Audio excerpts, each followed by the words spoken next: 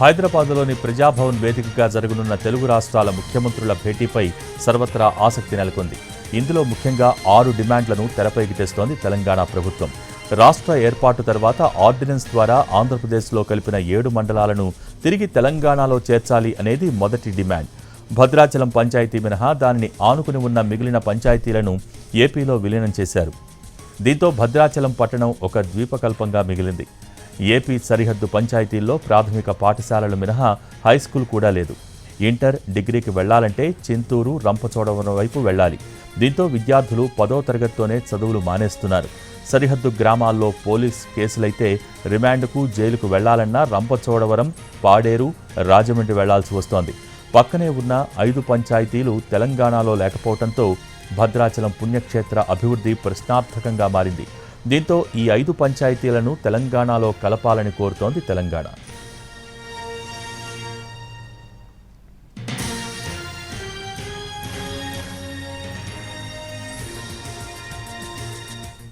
ఇక ఆంధ్రప్రదేశ్కు 1000 కిలోమీటర్ల మేర విస్తారమైన కోస్టల్ కారిడార్ ఉంది.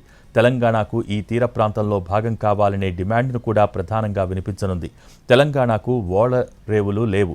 సముద్ర మార్గాల్లో ఎగుమతులు, దిగుమతులకు ఇబ్బందులు ఎదురవుతున్నాయి. అందుకే ఏపీలోని కృష్ణపట్నం, మచిలీపట్నం, గంగవరం పోర్టుల్లో భాగం కావాలని అడిగే ఛాన్స్ ఉంది. ఈ డిమాండ్పై ఏపీ ముఖ్యమంత్రి, మంత్రులు ఎలా స్పందిస్తారో చూడాలి.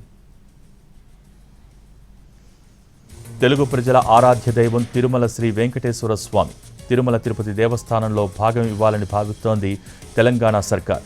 పాలక మండలి తెలంగాణకు కూడా సమాన ప్రాధాన్యత ఇవ్వాలని డిమాండ్ చేస్తోంది రేవంత్ సర్కార్.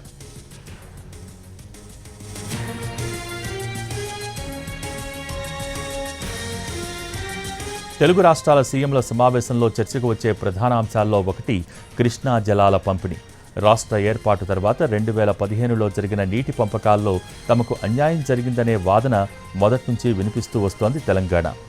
ఏపీకి 512 టీఎంసీలు కేటాయించగా తెలంగాణకు కేవలం 299 టీఎంసీలనే కేటాయించారు. ఇప్పటికీ అదే కొనసాగుతూ ఉండడంతో రాష్ట్రంలో కొత్తగా ఏర్పడ్డ కాంగ్రెస్ ప్రభుత్వం నీటి వాటాలపై కొట్లాడేందుకు సిద్ధమైంది.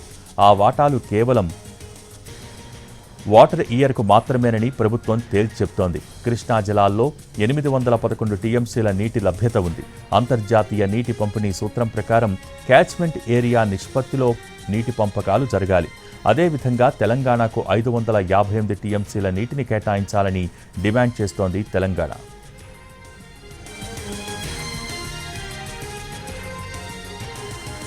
తెలుగు రాష్ట్రాల మధ్య విద్యుత్ బకాయిల పేచీ ఎటూ తగ్గటం లేదు.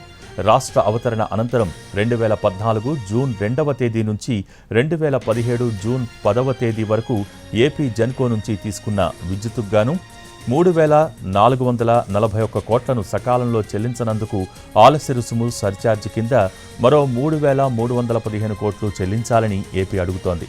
మొత్తం 6,756 కోట్లు చెల్లించాలని అంటోంది. అయితే ఏపీ నుంచే తమకు 17,828 కోట్లు రావాల్సి ఉందని తెలంగాణ చెబుతోంది.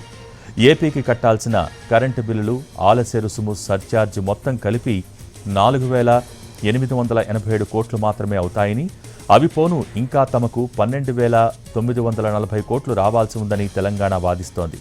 ఆ డబ్బులు చెల్లించాలని డిమాండ్ చేస్తోంది.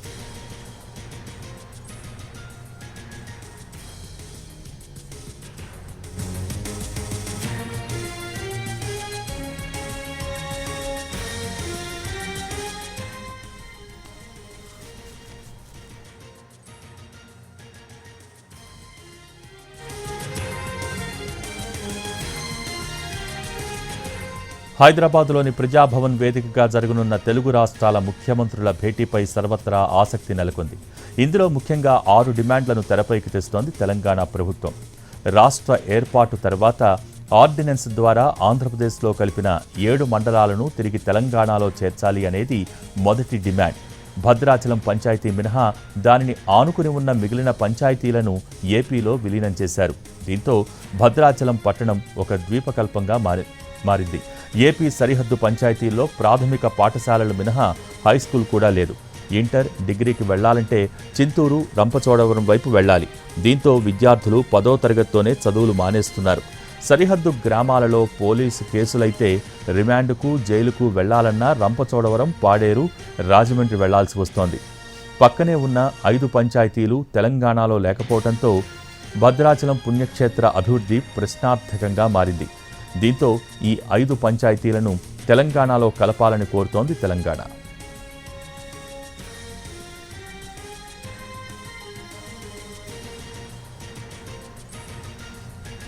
ఇక ఆంధ్రప్రదేశ్కు 1000 కిలోమీటర్ల మేర విస్తారమైన కోస్టల్ కారిడార్ ఉంది. తెలంగాణకు ఈ తీర ప్రాంతంలో భాగం కావాలనే డిమాండ్ను కూడా ప్రధానంగా వినిపించనుంది. తెలంగాణకు ఓడరేవులు లేవు. సముద్ర మార్గాల్లో ఎగుమతులు దిగుమతులకు ఇబ్బందులు ఎదురవుతున్నాయి. అందుకే ఏపీలోని కృష్ణపట్నం, మచిలీపట్నం, గంగవరం పోర్టుల్లో భాగం కావాలని అడిగే ఛాన్స్ ఉంది. ఈ డిమాండ్పై ఏపీ ముఖ్యమంత్రి, మంత్రులు ఎలా స్పందిస్తారో చూడాలి.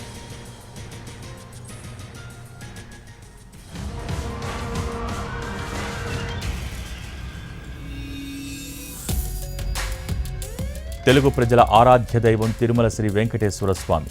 తిరుమల తిరుపతి దేవస్థానంలో భాగం ఇవ్వాలని కోరుతోంది తెలంగాణ సర్కార్. పాలక మండలి తెలంగాణకు కూడా సమాన ప్రాధాన్యత ఇవ్వాలని డిమాండ్ చేస్తోంది రేవంత్ సర్కార్.